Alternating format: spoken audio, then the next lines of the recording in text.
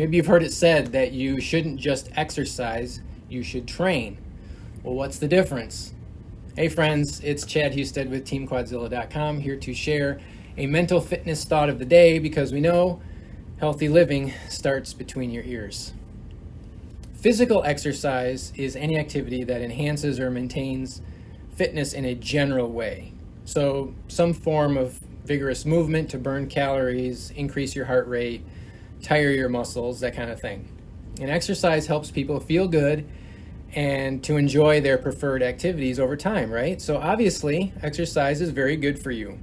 It provides other benefits like enhanced heart health and mood and sleep quality.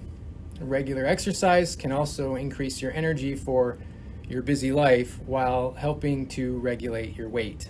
So training, though, is exercise with a specific purpose. Training is a systematic and intentional approach to achieving specific goals. It could be you're trying to add an inch to your arm size or run your fastest 5K, for example. The distinguishing factor between exercise and training is the intention and focus.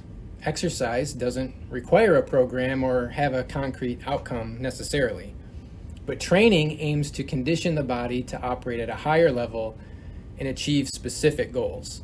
It requires a plan, dedication, and a commitment to progress over time. Now, such progress and improvement will require you to intentionally follow a program that hones your skills. Getting better requires deliberate practice, and so training is just another way to say deliberate practice. Training is a level up from exercise, and it applies to more than our physical health. And that's what I want to explain. But first, if you're exercising without any results and you're having a hard time because you're discouraged and frustrated, then we should talk about how to get you on a plan that will help you to achieve your goals. I would love to do that for you.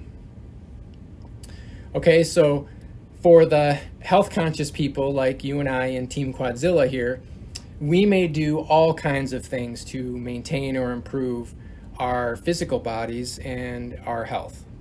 All right, we eat real food and we cut out the junk, we drink lots of water, we get outside and we breathe the clean air, we practice fasting, we regularly exercise, all to help detox and fix up our body, right?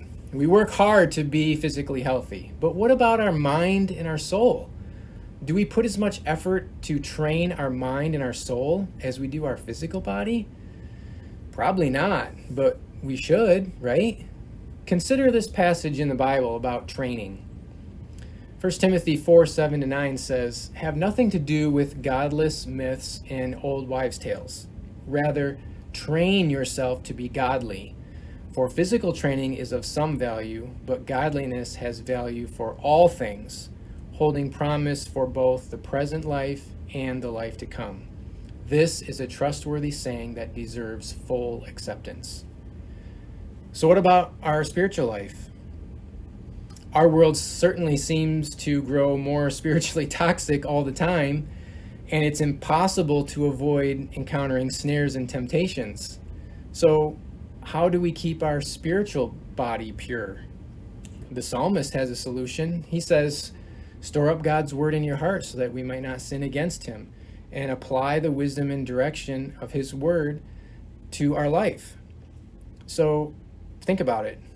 If we apply God's word, we won't choose to sin. And if we memorize or store up God's word, it will be within a thought's reach when we are faced with temptation. I recently read an idea from J. Oswald Sanders that fits this perfectly. He wrote, I quote, "If a man is known by the company he keeps, so also his character is reflected in the books he reads. A leader's reading is the outward expression of his inner aspirations." In other words, if we want to be better, we must train our mind and our soul, not just our body. Reading the Bible, of course, is the best choice. And after that, choose materials that will challenge and inspire you to grow and improve in whatever area is important to you. Train your mind and your soul with deliberate practice regularly.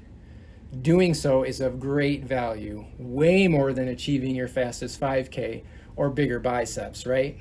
So tell me in the comments what you're reading and learning these days. Perhaps you will inspire me or someone else to do the same. Until next time, thanks for watching your Team Quadzilla Mental Fitness Thought of the Day. And of course, if this message has resonated with you at all, please share it with somebody else. Thanks.